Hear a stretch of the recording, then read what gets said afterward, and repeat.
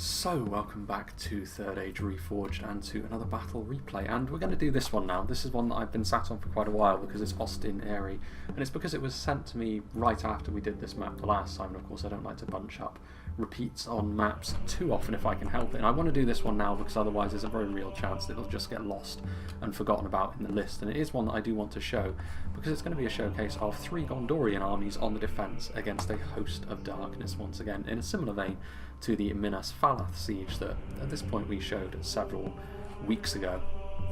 And yeah, on that map, Minas Falath is very difficult to defend. The Gondorians gave it a good go, but Austin Area is going to be slightly easier for them to hold on to. There's still a few challenges to work with, including the fact that the attackers can use their skirmishers if the Gondorians position themselves improperly.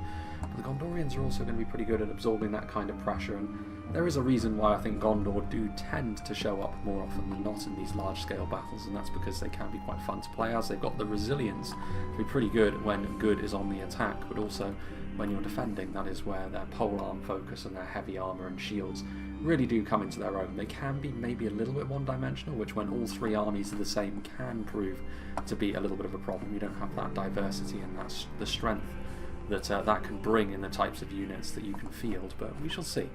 We shall see if the Gondorians can withstand this mighty host that lies before them. Last time, of course, we saw this map, the defenders did not succeed in winning, but then they also played it in a rather bizarre way. We shall see if the Gondorians can keep themselves in one piece a little bit better this time. And we shall start off with Dunland, who have also been making a fair few appearances of late. I mean, as a faction, the Spears of Orthanc here, and when they are brought, the Riders of Orthanc, but they are not here today. They are the only truly unique Dunland offerings in the sense that they are bodyguard crossbows, very accomplished spears in melee as well. But other than that, Dunland share their entire roster with other factions, including but not limited to Isengard and Rhudaur. Speaking of which, we do have some half-orc Baneguard here from Isengard. The half-orc units are probably the most reliable front line that Dunland can bring, and usually that is the spears, which we'll get onto in just a moment. The Baneguard are fairly resilient shock infantry for their tier, and of course armour piercing is going to be universally useful against the Gondorians, so it's certainly a no-brainer for a faction like Dunland to have brought them. The half-orc Spearguard, of course, can make up the front line of Dunland, like I was just saying. One of the more resilient frontline combatants that they can field, but of course they don't have the same sort of damage dealing capabilities that the Baneguard next to them do. Few units of Dunland Spearmen as well, which of course are more numerous and certainly cheaper than the half-orcs, but they are very much entry-level spears. Oh no, there is a unit of Riders of Orthanc here, blending into the wargs in behind them, but of course the mounted version, which also double as very effective melee cavalry, so it's going to make the Gondorians' life sallying out that much more difficult, especially when you consider that Gondor themselves don't really have any melee cavalry. It's entirely aggressive, so this is exactly the kind of unit that can make Gondor's life a living hell on horseback, and of course with the warg skirmishers as well. Modexa is using his brain here because these units of cavalry, if the Gondorians do not sally out at all, and they would be well within their rights to do so seeing cavalry forces like this, the projectiles from these cavalry units can still be very, very useful at wearing down front lines, and in the very late game their mass can even be useful for pushing through front lines, but that's something which they will have to leave until very much the late game, considering Gondor's strength when it comes to spears, pikes and the like. Now then, we have Joris, who is going to be playing as Mordor, another faction that we see a lot of, but considering it's a Lord of the Rings mod for a game, Mordor is always going to show up a lot. Orc fodder, even worse than the Dunland Spearmen from Dunland that we've just gone through, but once again, a numerous unit indeed, and this is exactly the sort of tactic which the attackers use time and again in 5v3s like this, these large set-piece battles, because it's something which the defenders, unless they play very, very well, any mistakes creep in, and the numbers will do most of the work for the attackers. Moranon infantry, of course, are more complete melee fighters. They will still struggle against the upper-end Gondorian units they're likely going to be facing off against, but they will at least make more of a show of it than the very, very cheap and cheerful orc fodder in front of them. Maybe not so cheerful, it's not really the word to use for a unit called fodder, is it? A couple of units of orc archers, skirmishing with the enemy at long range. Gondor have got the armour and defensive values to withstand this sort of thing, but again, in a 5v3, the attackers will be very happy to just whittle the enemy down with even low tier archers like this, and the Gondorians will struggle for ways of dealing with them unless they intend to sally out and be aggressive, which we have seen a fair amount of lately, but yeah, time will tell what they do there. Moranon infantry are here. Also got some Moranon guard, which is the spear variant. You don't see an awful lot of them. If Mordor want to bring a unit of spears, they will tend to look to their higher tier offerings or just stick to the Orc fodder. The in-between that is the Moran on guard rarely gets utilised, but we will be seeing some of them here. Plenty of Moran on infantry. 2 units of Blackguard of Barad-dûr is not too surprising. We've seen them used to great effect very often in this kind of siege battle, so if the Gondorians don't maintain a strong presence on the front line, they will be the sort of thing to blow it to pieces. Temple Guard for armour piercing, Temple Executioners for that melee competency, the Uruk Captains, more armour piercing, this time in melee, which is always useful against Gondor. Olag High, lots of high-end units. It's possible the Nazgûl are here, and indeed they are, so yeah, pretty much the full range of Mordor elite units. If the Gondorians can focus them down, this could prove to be a bit of a mistake for reasons I often mention, but yeah, the Olag High as well. In this kind of battle, if they get committed at the right time, they could be really decisive, but Gondor have got a lot of tools to deal with units such as that, so we'll have to wait and see. At the centre, we have the Black Numenorians, played by Josh. Numenorian steel bows don't have the same ammo count as the Temple Guard, but here they are nonetheless. They will be attempting to do much the same sort of job and make the Gondorian front line that much more fearful. Numenorian cohort and shield guard here in high numbers once again. Numenor don't have the biggest roster, so very often their compositions are fairly predictable. It's possible they could go for a lower tier Belagaia focused army, but it's very often the case they will go for their Numenorian units instead. As well they should. The Numenorian shield guard are armour piercing. The Numenorian cohort can outperform any equivalent Gondorian sword and shield units outside of the very high end Wardens of the White Tower, and even then Numenor have got a better equivalent of that unit anyway. There are some Pharazim Swordmasters. No, that's those are officers. I'd be surprised not to see the Pharazim Swordmasters though, and indeed there are some in there, including the Royal Legion. We've got the Naran-Ari Royal Guard, Naran-Ari Sentinels, so yeah, very high-end army. Seafarers of Nindamos, of course, with their javelins would also be very useful, and whatever money was left over used on a unit of Belagaia pikes, just for an additional anchor over there. So yeah, pretty much what you'd expect from Numenor, and considering they're sort of the central army in the attack here, them being the high-tier ones does make a certain level of sense. Next we have Hunter or Hunted, playing as Rhudaur. I've mentioned in a few battles very recently that Rhudaur very often have a tendency of being a very useful member of an attacking force. They may be a little bit fragile, but the damage they can deal, armour-piercing damage at range and in melee, makes them a very scary foe, especially for a faction like Gondor, you'd have to say. So, composition-wise, the attackers have certainly brought tools which can hurt the Gondorians. Granadine Berserkers can the best of both worlds, really. They've got throwing projectile and then their armour-piercing in melee as well. Multiple HP. Pretty expensive, and they are somewhat fragile for this tier of unit, but that's par for the course when you're playing as Rhudaur. Combined front line of Rhudaur Swordsman and armour-upgraded Rhudaur Clansman is a numerous front line, and actually slightly bulkier than you would think, given the heavier armour that the chainmail gives them and the big shields from the Rhudaur Clansmen. I mean, they will still be outperformed in melee by all of the Gondorian offerings of the same type, but they can certainly perform pretty well, and considering the numbers advantage the attackers have, that is going to be a useful trait for them. Just in behind here, Essenmoor's Troll Hunters and some Enslavers there as well. Obviously the Troll Hunters, very much the kind of unit that Gondor will be hoping to mitigate the effectiveness of. That's the next army, but the rest of the Rhudaur army is hidden, of course, because they do have a fair few units that can hide. And finally, last but not least, on the attacker's side, we have Proxima Centauri playing as Isengard, so some Dunland Clansmen, another unit which is going to make sallying forth just that little bit more dangerous for the Gondorians, even when it comes to lower end units. Uruk-hai Archers, very similar to the Uruk Archers we've already seen. It is worth saying actually that the attackers maybe don't have the mass skirmishing ability that maybe they otherwise would have. They don't have a ton of entry level archers by the looks of things, which could play into the Gondorians' hands. It may mean that they're not under a sustained bombardment, but still, there are enough here that the attackers can certainly weave that into their strategy. And then of course, this is where Isengard's true strength at range lies, in their crossbowmen. Exactly the kind of unit which the Gondorians will rightly be scared of as well, but at least on a map like this, the terrain does give Gondor the chance to shoot them down and mitigate their effectiveness before they get into melee.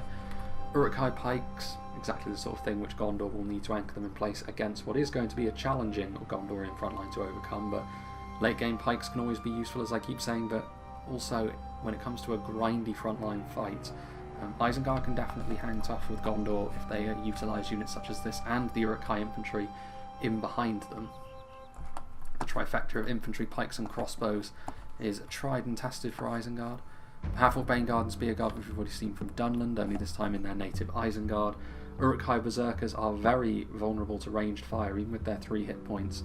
their complete lack of defensive values apart from that will leave them vulnerable, so the Gondorians would do well to keep an eye on that. The Nazkai less so, with their heavy armour very scary for the Gondorians.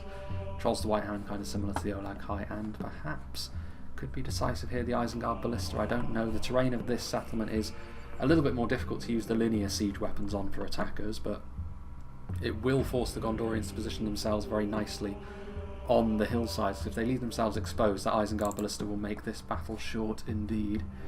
Now then, for the defenders, we shall start off with DF Morris. He's got some fully upgraded Gondor Spearmen. I'd imagine all of the rank and file Gondorians that have been brought will have both levels of armour upgrade. There is a lot of armour piercing on the attack, to be fair, but you'd be mad not to bring them. Gondor get them for cheaper. You effectively get 2 upgrades for the price of 1. And yeah, Athelian Rangers. Gondor, I think, will need their Rangers to do some heavy lifting. They certainly can on a map like this if you position them well. Wards of Minas Ithil can really hunt down some high-end bodyguard units on the approach.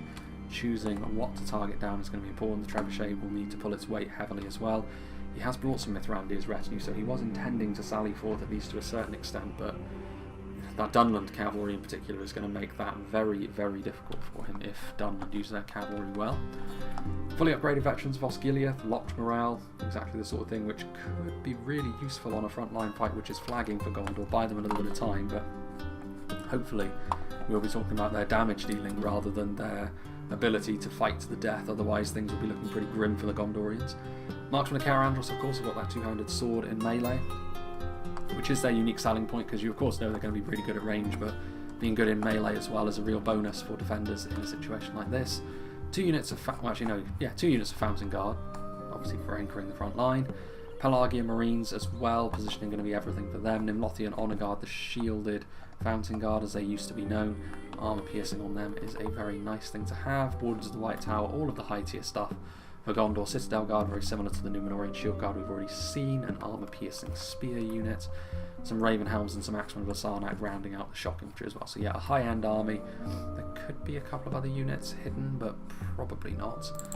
Having a look at the army of the player who sent this one to me, which is the Wound Raider. He actually sent this one to me quite a while before the Minas Falath one, so goes to show how old this replay is and how long it's been sitting around waiting for its chance. But there it is. It is technically the second in the series of all Gondorian battles that he has sent me, and also, as of right now, the last, but we shall see. Gondor Spearmen fully upgraded, Axemen of Lasarnak, armour upgrades all round by the looks of things, Wardens of Minas Ithil, Fountain Guard, Marksmen of Caer-Andros. I'm just having a cursory glance to see if there's anything different, to be honest. Some Athelian Rangers in there, certainly. Citadel Guard, looks like 3 units of them. More Athelian Rangers, so a fair amount, maybe 2 of those as well. Going into the red limit could be risky, but maybe worthwhile given how destructive Rangers can be.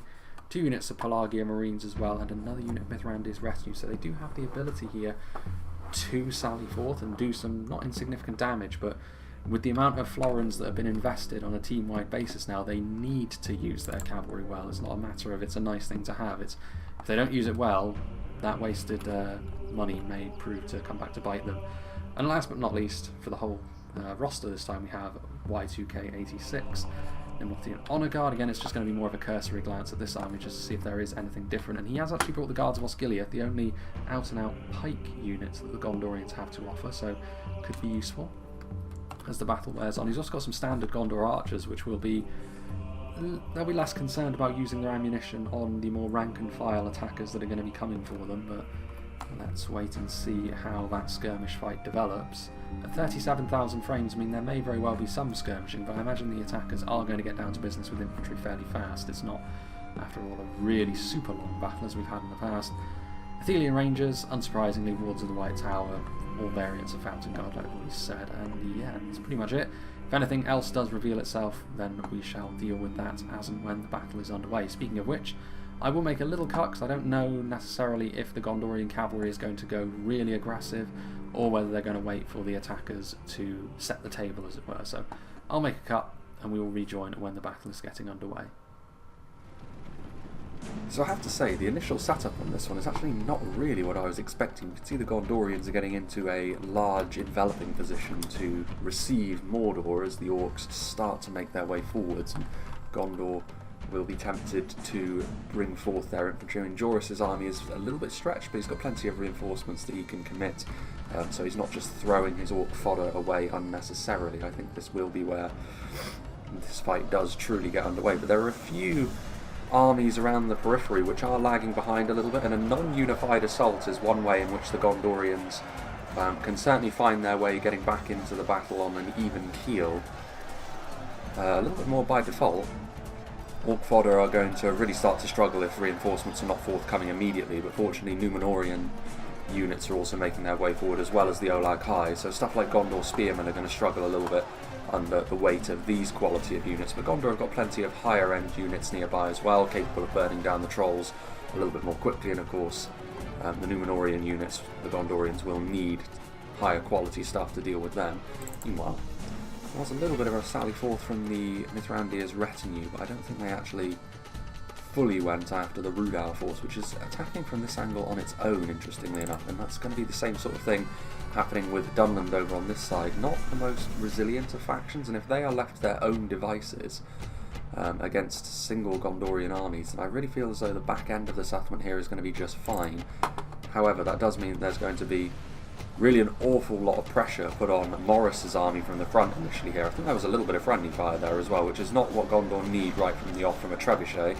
They do have a good opportunity here, the Gondorians, to start doing a pretty heavy amount of damage to a lot of these units. The Moran Guard do end up routing as a result of the pressure from the artillery. You can see back over there actually that the trebuchet is already being focused down by the Isengard ballista. This is why I was saying the Isengard ballista, when you position your units on a hill like this, you still have the elevation advantage, but you're very open to attack from artillery, and the Isengard ballista, pretty much the worst artillery unit you can give that kind of opportunity to, because already the Athelian range is a very important unit here to the defenders' chances of winning, taking an awful lot of damage. Veterans of Osgiliath and other standard Gondorian archers continuing to pour the punishment in on what is at the moment a purely Mordor and Numenor led affair, but Isengard also coming up through the middle here as well, so 3 of the attacking armies.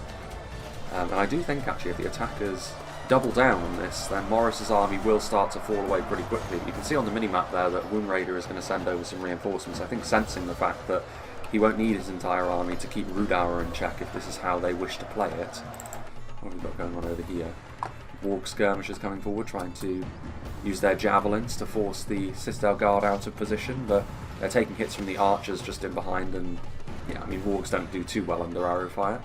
As soon as their second hit point is gone, the arrows will do their thing, but still, the javelins will be effective against the Citadel Guard, and that's exactly why having the ranged cavalry capable of throwing javelins or using crossbows can be so useful for attackers, even if you don't use them to zone out enemy cavalry that's sallying out. Well, Moran on guard moving forward, a little bit of a counter-attack here perhaps by the Gondorian Citadel Guard and Gondor Spearmen. Gondor's affinity for the spear in general coming into play here, and the Citadel Guard will be able to go toe-to-toe with the Numenorian units. The Fountain Guard most certainly will, but you can see that as a result of this counter-attack, the Seafarers of Niindamos are going to be a little bit more effective as Uruk-hai archers as well, firing point blank. Trying to push forward here with the Black Guard of Barad-dûr. This is a very aggressive push here from the side. This would be a little bit more effective from the attacker's point of view if Dunland and Rhudaur are ready to also put at least a little bit of pressure on the back end of the settlement, because as it is, if this is allowed to continue, more reinforcements from the Gondorians that are guarding the backside of the settlement will be able to come here to the front. Meanwhile, the Olag High actually did quite a good job against the marksmen of Caer Andros, and as far as archers go, they're going to be more capable of defending themselves from trolls than most. But this is going to be the end of them, surely. Ooh, that was a bit of friendly fire there. Friendly fire that was probably worthwhile though, because it has caused the premature breaking of the Black Guard, and there's also armour-piercing arrows continuing to find their way this way as well. Only 4 Nazgul remains. This has been a very punishing assault so far for the attackers, particularly Mordor, you have to say. Haven't really gained too much, and it's been a fight where both sides have been dumping a lot of their resources very early on here. And so far, you have to say the Gondorians have probably done slightly better out of it. But then they need to. This is the sort of thing that they need to be happening in a 5v3 if they are to have a chance going into the late game. Isengard starting to send forward some units, another wave of Numenorian troops as well. trying to rekindle the assault. Gondor trying to get themselves back in position, maybe on the two sides, so they're a little bit less open to hits from enemy archers. The trebuchet is still alive, actually, which is another boon for the defenders. The Isengard ballista not able to finish it off completely with Thrandir's retinue. Again, with these gaps that the defenders are leaving as well, it does allow the cavalry to keep charging in. We saw something similar in the Minas Tirith battle, where the defensive Gondorian cavalry was used very well. It wasn't enough for Gondor to go on to win that battle, but perhaps on this occasion things will be different. Dunland clansmen are shaken already. These basic entry-level Isengard units not really up to the task so far. Temple Executioners are moving forward, but Joris's army needs to reconsolidate itself, or at least have some of his allies move forward and give him a little bit more of a helping hand. The Numenorians have done so far, more so than Isengard, but we'll see if this can continue, because I don't think this assault is going to keep going for much longer either. I think we're going to see quite a lot of routing once again around on infantry. I mean, the Temple Executioners will of course stand and fight to the bitter end, but if they don't have any support around them, then this good quality Gondor infantry should be able to overrun and overwhelm them. I mean, this is where I would suggest the attackers are going slightly wrong here. Hunter or Hunted is taking far too long to get to the back end of the settlement. Dunland, at the very least, with Medex's army over here, are putting a little bit of pressure on. They're utilising their javelins and such, but their infantry is still lagging behind a little bit too much. And to be honest with you, like I said, the whole point wouldn't really be to win the battles over here for Rhudaur and Dunland. They would just be a distraction, but it's becoming more and more imperative that actually maybe they do make some ground up, because if Mordor are a spent force by the time they get back there, it's going to be incumbent on Numenor and Isengard alone to have to try and win the battle. Still, more units moving forward. Some of these units will have routed and come back, stuff like the Moran on guard, but that's the beauty of orcs routing when they still have a large enough unit to return. You can recommit them to the fight. Rarely do they prove to be decisive committals of units, however. Gondor spearmen moving in, engaging the Dunlanding clansmen. Dunlanding clansmen are going to do very little damage to the Gondorians through the plate armour that they are donning. Some Gondorians pushing maybe a little bit too far into enemy territory, but this can be the sort of thing which is pretty hard to control when the battle starts to get a little bit more chaotic like this. Gondorian spearmen looking like they could rout, probably as a result of some of the temple units that they are in melee with, because the Moran infantry themselves are also thinking of routing. I mean, so far, the Gondorian archer force has also been utilised pretty damn well, you'd have to say. Some Athelian Rangers, Wardens of Minas Ithil are also over here. Very good place to pick and choose their targets from. They are going after the Temple Guard, but as a result, they are also becoming a beacon for the Isengard ballista. Good damage is being done there to the Gondorians, but I won't mind too much about that, because their archers, while we haven't been able to keep track of them as is the usual thing in these battles, it has been very obvious to see the projectiles from on high streaking into the attackers as they've moved here through the middle of the map, with Randir's retinue once again trying to charge into the gap. But to be fair, given the amount of Moran on guard and Dunlanding clansmen, they may be entry-level spears, but they are the sort of unit which can do a decent amount of damage to cavalry if it sticks around for too long. That was a pretty nice charge though, getting a good amount of forward motion. Defeat seems certain for the Moran on guard. I'm surprised they didn't rout actually under that charge, given how depleted they already are. Gondor spearmen in high numbers. Axemen of the Sarnak continuing to push forward that armour piercing, useful against all of the attacking armies over here. Indeed, the two armies it wouldn't be so useful against are on the other end of the settlement. Are we seeing something occur over here? Gondor archers moving forward, maybe getting a little bit impatient, seeing an opportunity to try and counter-attack, but it didn't work out for them. They end up getting sandwiched between basic spears and some wargs and routs as a result. So that's not ideal. These are the sort of losses which could add up. I mean, you may not think that a unit of depleted Gondor archers in melee is the most important thing for defenders to lose, but defenders can't afford to be taking too many losses like that in a 5v3, in spite of how well it's actually gone for the Gondorian defenders so far. We've seen this before in 5v3s, and they've ended up still on the wrong end of things. Wardens of Minas Ithil I mean, they are in a good position here. They can pick and choose their targets. Witch Realm Enslavers, Reforged and Javelins before they go back into hiding would not be the worst target either, which I think is what the Wound Raider is intending here. I mean, his unit cannot hide either as a result of having the General in it. I mean, maybe the Witch Realm Enslavers would be the best thing, because the Reforged and Javelins can go back into hiding. That's exactly what he's going to do. This is probably the clearest example of an armor-piercing archer being used as a high-tier unit assassin we've seen in a while. This is the General's unit as well. Witch Realm Enslavers will be so dangerous to most of the Gondorian units as well because of how good of an armor-piercing bodyguard unit they are.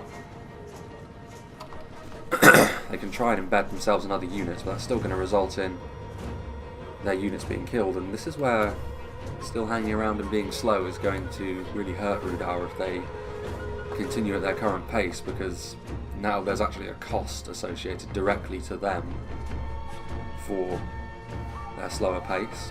There is less of a Gondorian presence back here now though, so that is the upshot of taking this amount of time. The Gondorians are weaker in that section of settlement now, so maybe they can get an outright victory. That is how I was going to go. Warns of Minister Thiel. Gondorians are continuing to push the attackers back down the hill, so Morris's infantry has had an awful lot of responsibility placed upon it, but so far so good. Clear projectiles coming through, so Rangers continuing to fire, Blackguard of Barad-dûr being well and truly kept at bay. Numenorian steel bows, are they trying to fire point blank into the vets of Osgiliath? They are. The veterans of Osgiliath will probably lose this fight because there simply isn't enough of them left, but they will of course fight to the death. They are a locked around unit, which means they can certainly get in the way of these archer forces from doing their thing. Maximum Basarnak in reserve, some Fountain Guard can be committed if need be. And the Trebuchet very nearly hitting centre mass of this attacking force. We're starting to see some Uruk-hai pikes get onto the front line now as well, which will be more of a concern. If Gondor have dumped too much of their ammunition too early, then something like the Uruk-hai pikemen will be a foe that they really do not enjoy fighting on in a fight like this. As the fight wears on, the Gondorians may find themselves not able to really take control of the melee engagements in the way that they may like. Pelagia Marines, however, are the sort of unit which can help break up some pike formations quite nicely. And if the pikes can't get into formation themselves pretty quickly, they will find themselves on the business end of these two-handed axes. Uruk-hai on the way forward. Javelins will hit something for sure over there if they continue to fire. The Gondorian formation is still maintaining itself. What's going on here? Oh no, there is some. There are some wargs up here. Kind of interesting. A little bit more room afforded by Y2K, falling back, maybe not wanting to get too close to the throwing projectiles on the side of the cliff over here. Meanwhile, a genuine engagement now from Rhudaur, so we are starting to see new front lines open up slowly but surely. But a single unit of Rhudaur swordsmen not going to be enough to break through the defences that Wound Raider has laid on over here. A few ranger projectiles actually moving in. And there are actually some Rhudaur axemen in there as well, so obviously Rhudaur's armour piercing should be exactly what the Doctor ordered against a Gondorian infantry force, but yeah, Rhudaur clansmen on the way forward. They are going to need to, I mean, it may be incumbent on them to try and go forward with a huge amount of force quickly. Force the Gondorians into committing more of their units. Dunland. Rhudaur clansmen with that armour upgrade will be a little bit more resilient to any Gondorian archer fire that is utilised over here. Sister Guard continue to watch and wait. Meanwhile, this fight over here, you can see very clearly the Gondorian front line very much still intact. The attack, however, not really so much. So we've got some Numenorian steel bows really looping their shots over as well. I mean, a fair amount of armour-piercing projectiles from down there and from on high hitting the Gondorians, but Still, Pelagian Marines pulling out their swords and helping to shore things up here on the front line, but you have the next wave of the attack coming, which is going to be needed. Gondor Spearmen do bounce as a result of that armor-piercing damage, though, so where I did just say that Gondorian front line is very much intact, the Numenorian steel bows now rendering that untrue. And with another wave of Isengard infantry, perhaps the attackers can finally start to make some progress here. On the killing field, there's been this first position. Isengard Ballista are back there. Are the Gondorians going to think about retreating to the final layer here? They might. Maybe they still think, though, that the position of where the attacking infantry has to go is still useful for their skirmishers. Another unit of pikes going forward and finding themselves focused by Pelagian Marines. Some Uruk captains on the front line, adding some Mordor armour piercing to the mix. This Gondorian section of the front line continues to hold, but we're going to see a charge in the Mithrandir's retinue, a good charge as well against the Uruk captains. Well spotted by Morris. More javelins. Another unit of Fountain Guard is going to be committed as well, so they are going to continue to hold this front line for now. I don't think they're going to receive, when I say that, another unit of Veterans of Osculate. This may be the last batch of reinforcements that Gondor sends to this position. We'll have to wait and see. It is also slightly dependent on what happens back here, because if Rhudaur continue to make no progress back here, Rhudaur will want to continue holding this position, but he can only do so if this layer is safe to continue to occupy. Otherwise he will need to beat a rather hasty retreat. Dark Landsmen are still here in high numbers. I mean, the Randalline Berserkers are now in melee as well. That armour piercing, the second hit point they bring to the table as well, is going to be slightly worrying, even for the mighty Citadel Guard. And maybe a little bit of extra support needed. I mean, the Fountain Guard would be fairly ideal, helping to shore things up, but so far not the worst engagement for either side. It's sort of an inconclusive one as of right now. If Rhudaur take too much in the way of damage, then we'll really start to notice it if their assault starts to fall apart. Out of ammunition, Athenian Rangers being committed to the front line as well. One of the few units in the Gondorian roster against which armour piercing is not really useful at all. Pelagian Marines are over there. What's happening here? Well, we are actually seeing the beginnings of an infantry engagement over here, at long last. Dunland Spearmen going up against Citadel Guard. The attempted support from the Snaga skirmishers are here as well, so Dunland opening up hostilities over here as well can only be a good thing for the attackers. Are they going to retreat to the final layer? I don't know. I mean, you get the sense that Gondor are considering it at this point. Dunland Spearmen on the way forward, plenty of units, most of them highly basic in nature from Dunland, but the numbers may well prove to be all important as the fight wears on. Bandits getting hit by projectiles. I have to say, this front line is also starting to fall apart. The added reinforcements from Morris having the desired effect. The combination now of Belagaya pikes backing up Pharazim Swordmasters will be a concern for Gondor. Gondor have nothing on the same level as them. Very, very few factions have got a unit of infantry that could be considered on the same level as the Pharazim Swordmasters. But they will of course be a beacon for Gondorian archers to try and focus down as well. Maybe try and get a charge or two from the cavalry, but the close proximity of the pikes is going to make that a very risky undertaking. Ardenian shadow bows, are they? No, bandits in the distance. Bandits trying to offer their own support to this push. The attackers will be wanting to see some results now. They do manage to get some kills, but it's not the prize they were going after with their trebuchet there, I don't think. They're going to try and hit the Pharazim Swordmasters. Belagaya pikes are shaken as well, which the Pharazim will want their pike support to continue to be here, and also see Pharazim in Damos.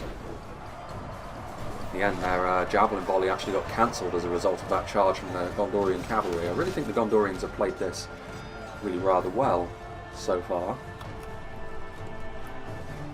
course, it may all be for naught in the end if they cannot muster... Well, there goes Mordor. If they cannot muster the strength to hold their last stand, but the Nazgul have been in melee for so long, that's an impressive amount of time they've lasted for. They rout their own Gondor spearmen, but they do manage to get a hit on several of the Pharazim swordmasters as well, so not the worst thing, but it is also something which has opened up a pretty large gap in their defences. Javelins now hitting the Pharazim swordmasters as well. They are a little bit isolated here, so as much as there is a hole for the attackers to take advantage of, they are getting punished for using it. There isn't much left for the Gondorians on the front line now, though. Trolls of the White Hand moving in. I mean, the Fountain Guard can do damage to them, but as part of a combined assault with some Uruk-hai berserkers, a few more units like bandits being committed, more force being applied to Gondor, but so far Gondor have shown themselves to be very resilient. I think now they're thinking about pulling back. Fountain Guard leaving the area. Gondor pushing forward, trying to make the battlefield as small as possible, which is necessary against such a numbers-heavy faction like Dunland.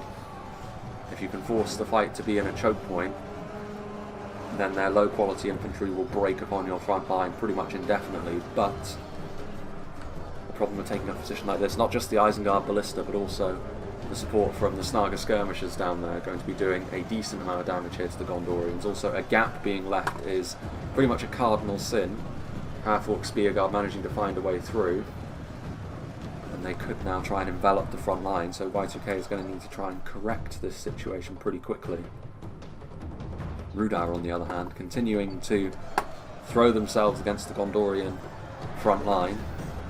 Rhudaur clansmen trying to do the same thing we saw from the Half-orc Spearguard on the other side, but they are going to get the door slammed shut in their face by a unit of Gondor spearmen. And the Rhudaur's front line is starting to need more reinforcements. They have more. I mean, yeah, Rhudaur swordsmen. They need to continue this assault, keep it up. Their allies, Dunland in particular, look like they might be able to get a bit of the wind in their sails and force Gondor's hand into falling back to the summit of Ostin Eyrie.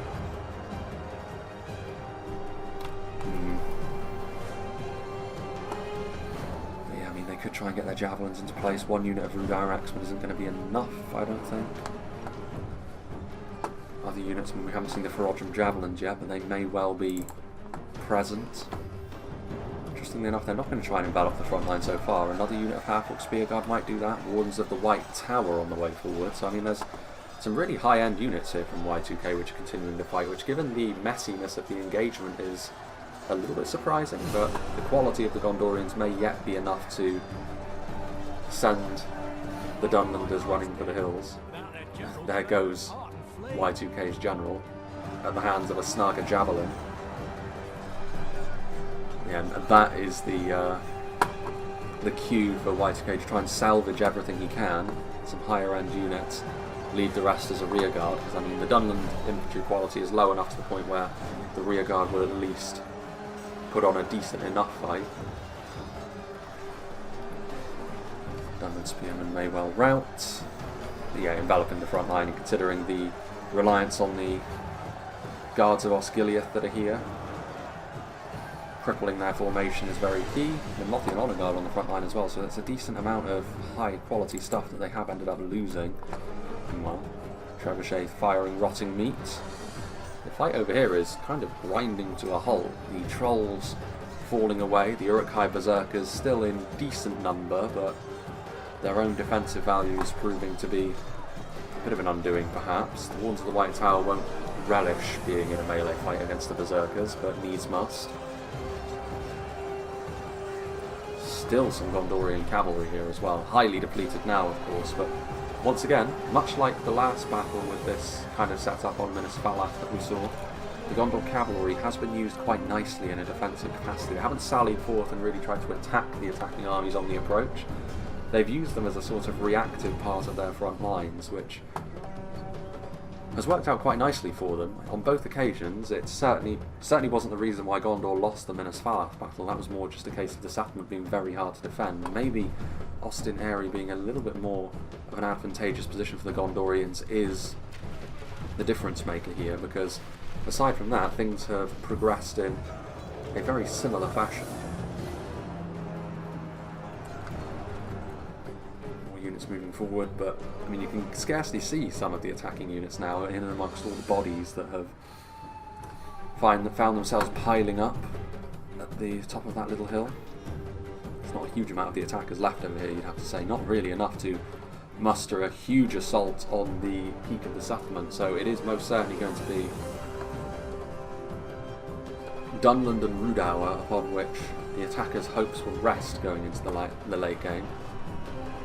Bandits getting charged, continuing to utilise their cavalry efficiently here.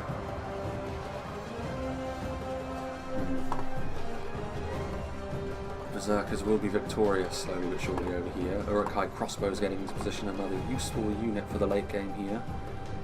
Rhudaur are going to need to start making some progress as well. You can see that I think the Gondorians, sensing the fact that Dunland are pushing through the front end of the settlement despite the attackers' highly depleted nature, they're also claiming that ground as well. So Gondor will need to move backwards, and they don't want to chase Rhudaur too far because that's when they could enter the spider's web of all their javelins and axe throwers, which would undo all of the good work that they have accomplished in this corner of the settlement. But yes, here, probably the greatest of the attackers' successes, to be honest with you, but it comes more about as a result of there being less defenders over here when Dunland did decide to strike. But whatever works, we shall now see if Dunland and Rhudaur's slower approach to this battle proves to be worthwhile, because, as I just mentioned, it's going to be up to them to see the attackers over the line here. Dunland still have plenty of units they can utilise. Axe throwers from both themselves and Rhudaur could prove to be a very important class of unit indeed. Meanwhile, Uruk-hai crossbows trying to move forward. Poke the enemy a little bit, but the trebuchet crew interrupts them. And the trebuchet crew should lose this fight, in all honesty, but given the numbers are what they are. A bit of a wet noodle fight. So that victory seems certain for them. Still 9 Pharazim Swordmasters remaining, so they definitely were put through the ringer. Gondor targeting them down quite nicely, but 9 of them still enough to assist the crossbows turn this fight around against a trebuchet crew. Still, the Gondorians don't feel too confident about their... Well, the Gondorian announcer doesn't feel too confident. Numenorian Shield Guard are there. There's just a couple of stragglers down here from the Gondorians still, but Isengard will finish them off. No problem at all. Just taking stock of the situation here. Nazkai are a scary unit for the Gondorians to have to fight.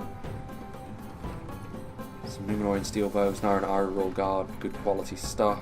Isengard Ballista will only be really decisive and useful if the Gondorians take up a position in which it can hit the enemy, which I doubt they will do, given the fact they've already been punished for that in this battle already. Some Bane Guard and some pikes, so yeah, not a lot over here. I don't think this is where the Gondorians will be too worried. There's enough over here that they will still need to lay on a defence at the top of the hill, but they've already got that prepared.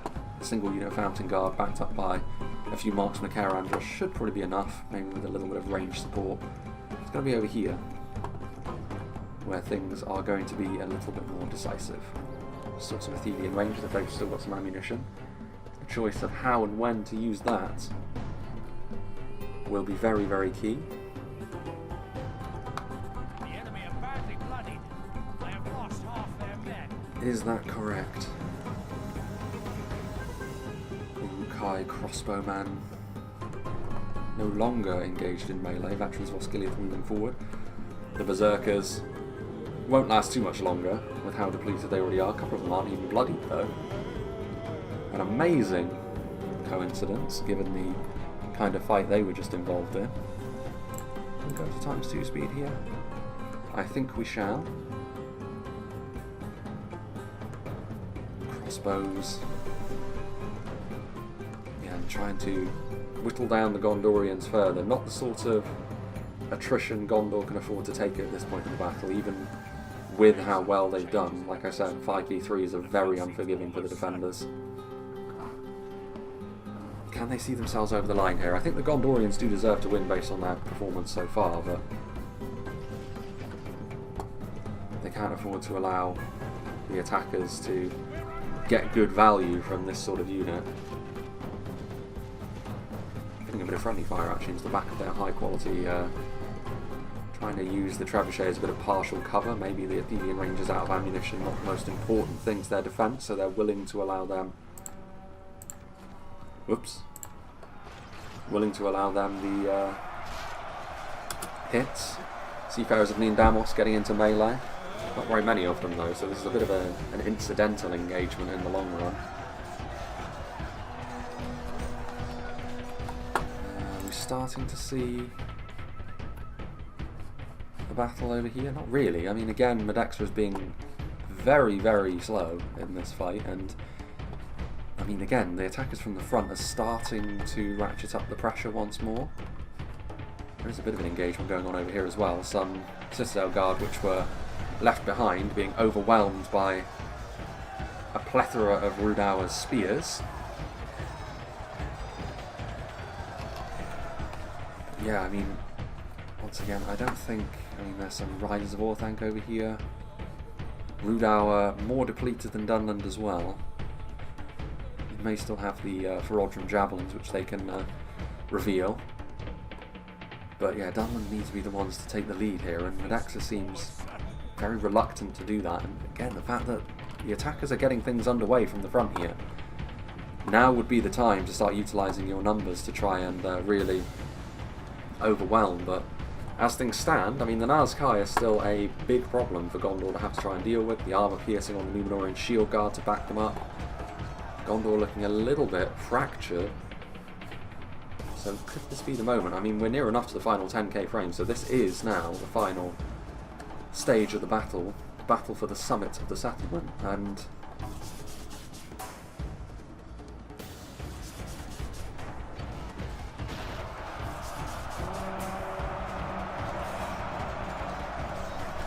Marines being engaged. I mean, they can engage in melee as sort of an auxiliary troop, and when you're talking about going up against Numenorian shield guard, it's all going to end in tears. I mean, if you still have a bit of ammunition, you want to be backing up a little bit as well. This is a little bit more of a broken front line from Gondor though, so I'm not too sure about how well this is going to work. Still a little bit of armour piercing damage going to be unleashed by the Numenorian steel bows. Still the Mithrandir's retinue doing their thing. You can see here the Nazkai swinging their big hooked two-handed swords. Warns of the White Tower probably don't want to be in melee against these two units, actually, given the armour piercing damage. It's kind of a poor matchup for them. The Athenian Rangers will be overrun and finished off here. Another unit of them. Again, maybe the attackers, given how few numbers they have left here from the front, are overextending themselves a little bit. Starting to see Dunland maybe threatened from the flanks.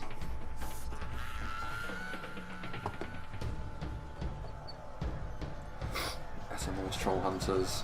Still the Citadel Guard. Without their general, they may lose heart and flee. Another general falls. In fairness, Morris's general has survived an awful lot in this battle so far, so the fact that he has perished now maybe isn't the most surprising thing. This is where units like the Marksman Andros can really earn their pay, because their heightened abilities in melee will very much be called into service here. Backed up by Citadel Guard as well, a good combination. Fountain Guard moving forward to assist. This unit of Numenorian Shield Guard is going to be overrun and overwhelmed. The enemy are badly bloodied.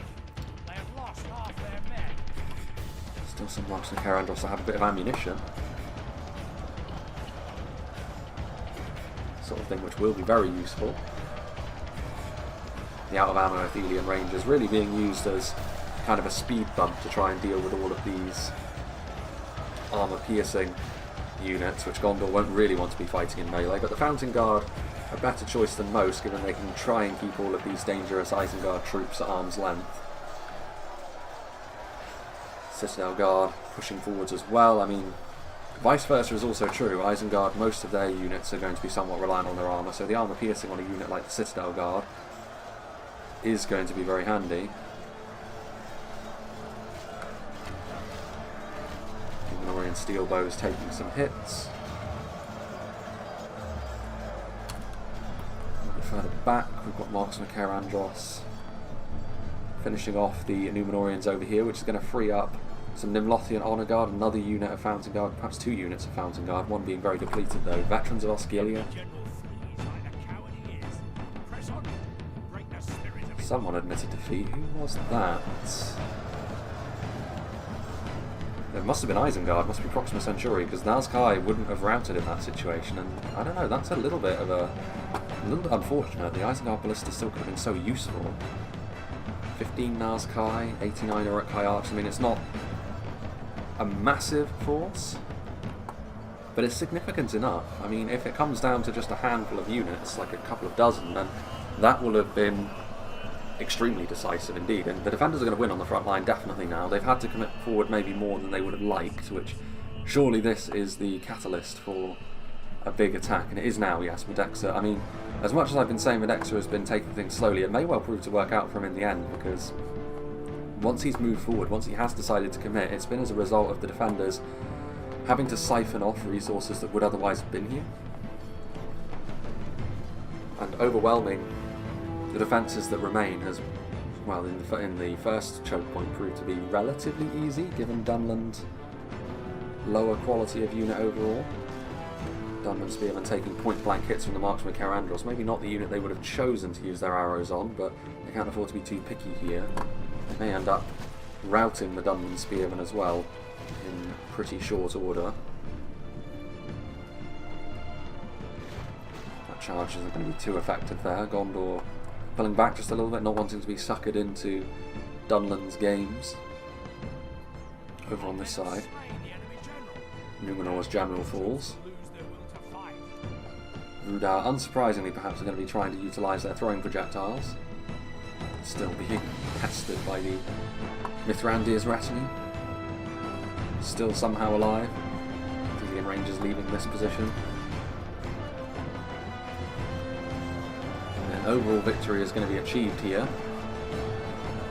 And that's going to be a real problem, because that means reinforcements against the front lines against Dunland and Rhudaur. Like I said, if the attackers were going to win this, it would have needed to be as a result of Dunland and Rhudaur storming the summit. I think, as much as Medexa's more careful approach has served him well at points in this battle, I feel as though it's just been a little bit too careful.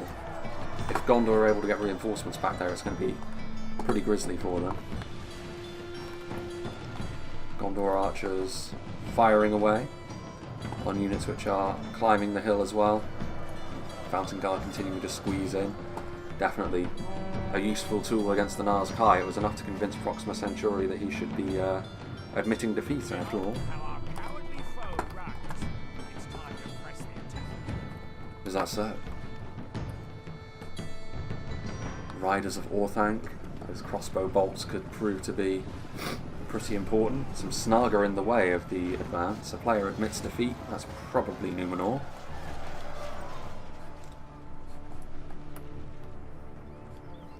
Yes, it is. So it is now only Dunland and Rhudaur having to try and finish off what remains of the Gondorian defenders. There's still 2 units of the Spears of Orthanc, so I mean, that's a significant amount of strength they have bound up in a couple of units. Plenty of ranged strength they have too. Rhudaur on the other side with some troll short axe throws that we've already seen trying to get into position. Marksman Carandros taking a hit from the Riders of Orthanc, so still with some ammunition.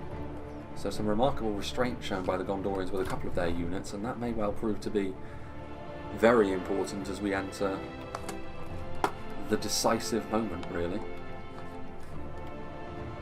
All of the factors have built up to this. Have Dunland got enough? Have they conserved the strength well, so that they can overwhelm the Gondorians? Or did they hang their allies out to dry for no good reason? I mean, this is a good position though for Dunland to be in, positioning their Snaga skirmish as well. So far been the most effective unit for them by far. These marksmen of Carandros need to finish off these Dunland spearmen quickly so that they can interrupt the Snaga. They really can't afford to be losing Nimlothi and Onagard in droves like this. Massive value off these Snaga. Spears of Orthanc reloading. I mean, this is everything from Dunland, to be fair. They have committed forward all that they have. So they are going to be heavily reliant on Spears of Orthanc to see themselves over the line and getting that damage done while they still can. Marksmen of Carandros do now push through. They've already allowed the Snaga skirmishers far more damage than maybe they should have, but better late than never. Gondor archers looking like they might rout some support from the Citadel Guard. Yeah, Gondor archers certainly going to rout when they get into close proximity with the Spears of Orthanc.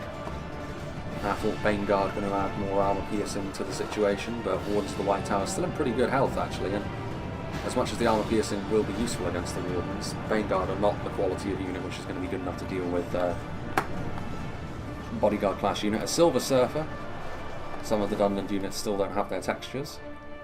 One of those weird little intricacies of the game, which has been true for a while now. Quadrum Javelins, more of a recommittal of infantry from Rhudaur, but much as it was on the outer layer, doesn't seem to be progressing in the way they would have liked. Marksman Carandros are routing, however. Reforged Javelins are a scary force for Gondor to have to deal with in melee as well. More Rhudaur swordsmen on the way forward.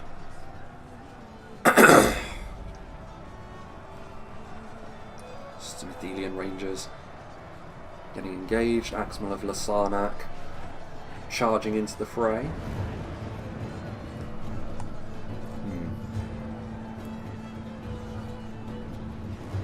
Well, I mean, the armour piercing will be more useful against the Rhudaur clansmen, I suppose. An armour upgrade of theirs. What's going on there? Fountain Guard being taken off one section of the front line to be put on another, maybe to try and halt the progress of this unit of Rhudaur swordsmen, which is now marauding behind your lines. We've lost half of Or our at least men. have breached your lines. Gondor, meanwhile, Dunland aren't going to have enough here to see themselves over the line, so I think things are looking very promising for a defensive Gondorian victory here. Rare enough thing when you've got a 3v5 and all three defenders are the same faction, because they have the same weakness then. If the attackers can exploit that, it's always going to be more difficult, especially when the weakness is so obvious in Gondor's case, which is if you get some armour-piercing damage and alpha strike them with that at a decisive moment, it's always going to be hard for them. But Gondor have really earned their position in this battle. Good use of their cavalry, good application of their range damage. Their elite units have done the business on the front line against some strong foes as well.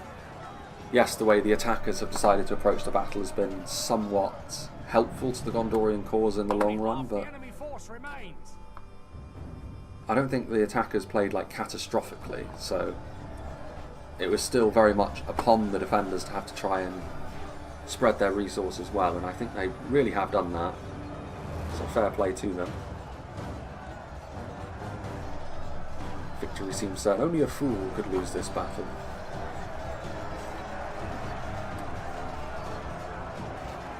Victory seems certain for the Fountain Guard over here as well. Some wavering from the Gondor Spearmen, in spite of the fact that victory apparently seems certain. Good tidings. The enemy general lies dead.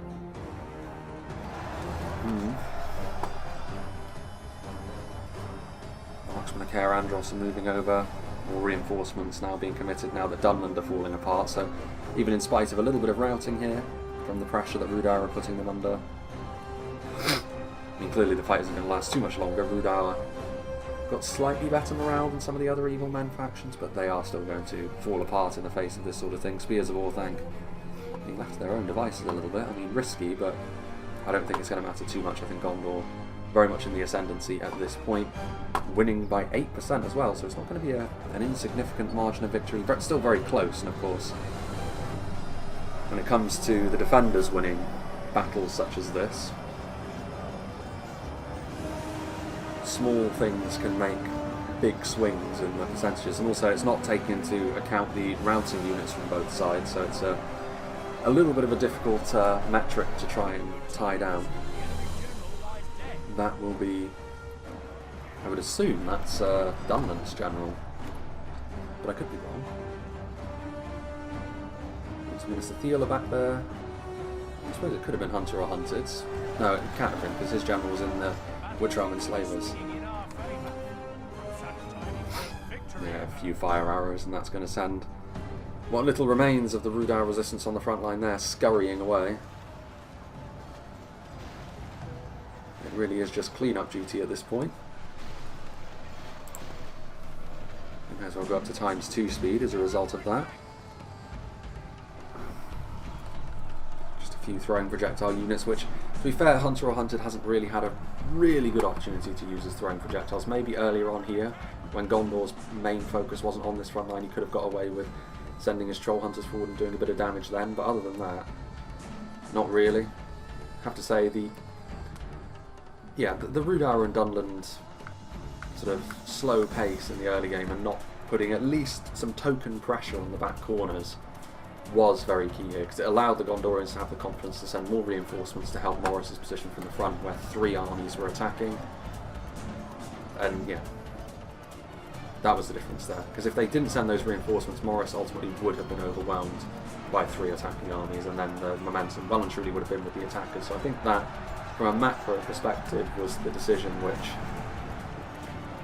has led to the attackers' downfall more than anything else. But Gondor still had a job to do, and they have done it very, very well, as they now continue to chase down Rhudaur. Rhudaur are going to try and do what damage they can while they can.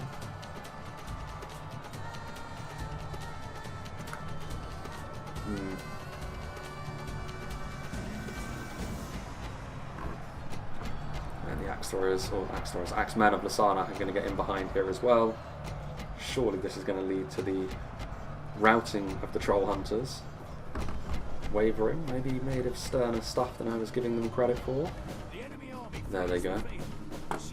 Which is going to lead to, I mean, Dunland will be the last ones left standing.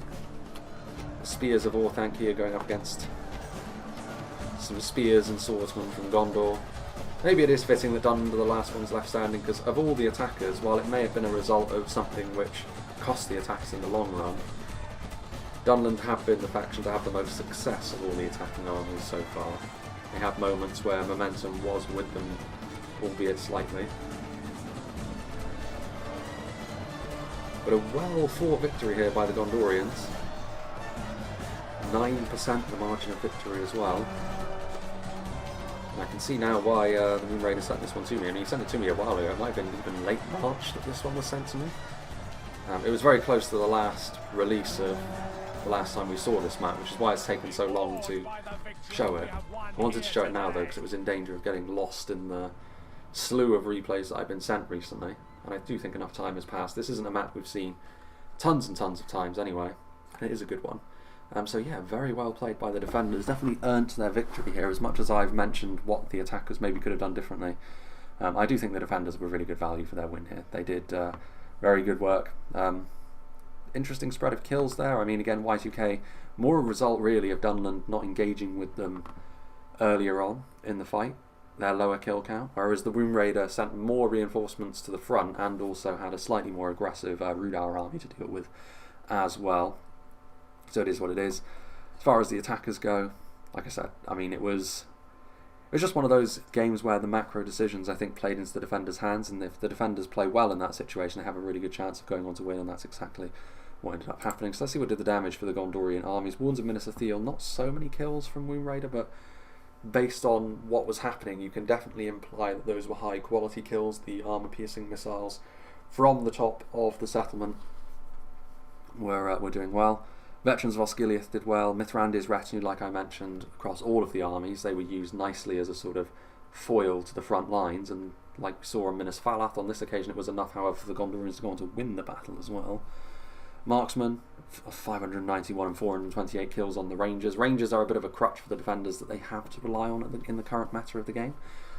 Considering how they're going to be retooled in the next patch, whenever that may be, we'll see how the defenders get on, but on this occasion, exactly the sort of return you'd want. 2 units of Rangers, and yeah, getting lots and lots of kills between the two of them, over 1,000. Pelagia Marines doing, one of them not doing so well, but the other two, if you can break 100 kills with a unit of basic javelins, you're doing well. Breaking 200 is very good. Nimlothi and Honor Guard, interestingly, not doing quite so well, but they were committed only late on. Fountain Guard doing very well. Citadel Guard, really the heart and soul of most of the front lines, and Spearmen and Axemen in accompaniment as well. The trebuchet was okay. It wasn't decisive, but you know, it did okay. It wasn't a complete waste. Nimlothian Honor Guard doing very nicely in this army. Fountain Guard once again. Citadel Guard a little bit less effective, but still just fine. Obviously, Morris's infantry was put under an awful lot of pressure, so yeah, 665 kills on his unit of rangers as well. So it's very difficult to keep track of rangers, but if you can use them well, get this kind of kill count, it's always going to be quite difficult for the attackers to withstand. And over here, Thelian Rangers only 211 from Y2K, so again it perhaps shows the fact that he wasn't really able to utilise his on any Dunland blobs. Wardens of the White Tower 133, 311 on Marksman of Carandros. So it was still the ranged units that did the damage for him, less from his infantry because they had less engagement time. For the Citadel Guard still, it's certainly more than pulling their weight. So there you have it. Gondor really showcasing what they're all about in terms of their strengths as a faction here. So big thank you to the Womb Raider for sending this one in, and a big thank you to all the players that were a part of this one. I mean, I'm sure by the time this one comes out, which will probably be mid-July, it'll probably be a little bit of a surprise to see this one, given the length of time that it's taken for me to actually get around to it. But I didn't want to forget it, and it was a good quality one as well, so I'm glad that I did go back and showcase it. As I've mentioned, I've been given an awful lot of replays so far recently from Reforged, so plenty to be getting on with, including a battle on Minas Ithil, so we'll see how well that one goes. That one has had frame problems in the past though, so hopefully that won't prove to be the case again, because it's a really good map, but something to do with the architecture makes the frames drop pretty sharply. A few more from Winged Swordsman as well. We've got a couple of RP battles, other RP battles I believe from the Silmarillion Discord, so that's something else which we can look forward to in the future. Another knockout tourney video once I get back from my away trip as well is on the cards, but with the shock infantry being the main focus of the next one. And yeah, also though, this is the last replay that I'm recording before my work trip away, and when I get back, I believe this replay should be coming out on the 16th of July if I'm remembering correctly, so the next slot for a video I would normally release would be the following Wednesday. I should have that week off, and that Wednesday I do intend to be a live stream instead of a standard video release. Finally getting around to doing that live stream, because I do now have the information necessary, I think, to be able to really let people know what's going to be going on.